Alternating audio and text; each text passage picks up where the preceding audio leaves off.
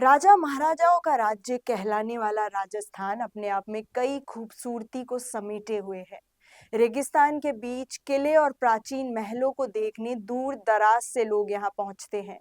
यहाँ की कलाकृतियां जितना लोगों को लुभाती हैं, वहीं यहाँ के भूतिया गांव लोगों को डराते भी हैं। भारत का सबसे डरावना भानगढ़ का किला भी राजस्थान में है, तो वहीं एक भूतिया गांव कुलधरा भी राजस्थान की ही विरासत है।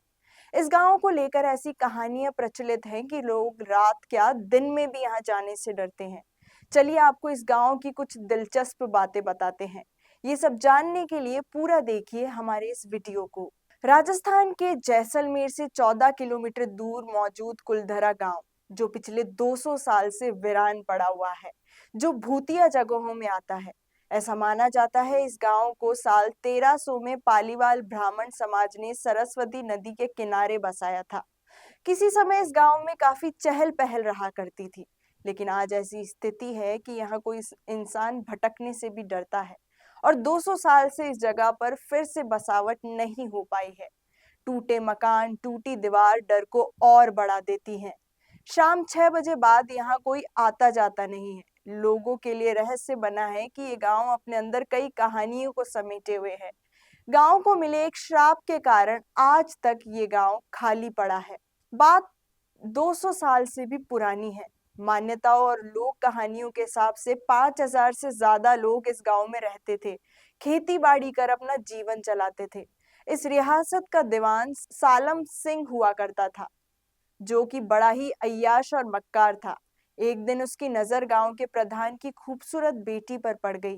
दीवान उस लड़की के पीछे इस कदर पागल हो गया कि वो किसी भी हद तक गुजरने को तैयार था। उसने गांव वालों को संदेश पहुंचाया कि वो लोग लड़की को उसे सौंप दे, वरना अंजाम बुरा होगा। सत्ता के मद में चूर दीवान ने लड़की को पाने के लिए धमकी दी कि अगर गांव वालों ने पूर्णमासी तक उसे वो लड़की नहीं सौंपी तो वो हमला कर लड़की को उठा ले जाएगा, गांव वालों से 2 गुना लगाम भी वसूलेगा। दीवान की धमकी के बाद गांव वाले लड़की के सम्मान में एकजुट होकर उसके खिलाफ खड़े हो गए। गांव वालों ने पंचायत बुलाई और लड़की को अपने इज्जत बचाने के लिए रातों रात गांव खाली करने का फैसला किया। गांव से जाते जाते ब्राह्मणों ने इस गांव को श्राप दिया कि वहां किसी भी तरह से कोई भी व्यक्ति कभी नहीं बस पाएगा, जिसके बाद से कुलधरा गांव वीरान हो गया। वहीं दूसरी कहानी की माने तो गांव वालों ने सालम सिंह द्वारा अत्यधिक मात्रा में कर वसूले जाने की वजह से परेशान होकर गांव को छोड़ा था।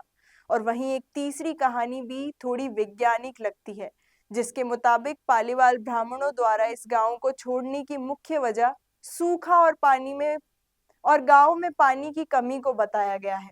हालांकि आज भी कई लोगों का कहना है कि इस गांव में श्राप के कारण भूतिया घटनाएं होती हैं। लोगों का कहना है कि इस गांव में श्राप के कारण भूतिया घटनाएं होती रहती हैं।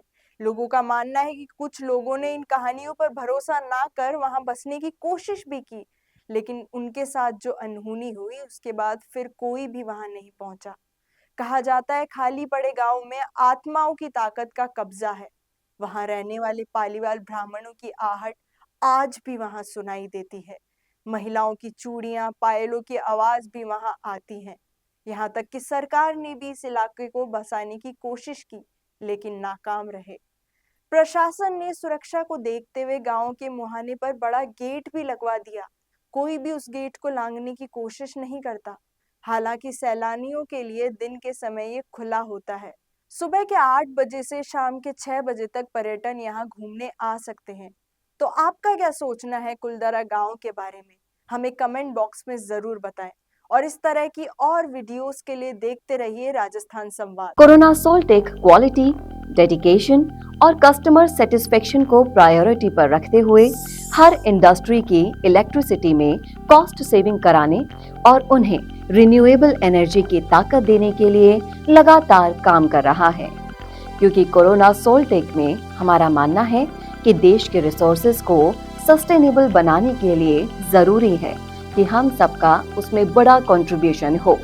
इसीलिए सोलर प्रोजेक्ट्स की टाइमली डिलीवरी करते हुए एक पार्टनर की तरह आपकी इंडस्ट्री को हम अपडेट करते हैं और हमेशा आपकी सर्विस के लिए तत्पर रहते हुए सोलर एनर्जी का पूरा पोटेंशियल आपको मिले, इसी दिशा में काम करते हैं।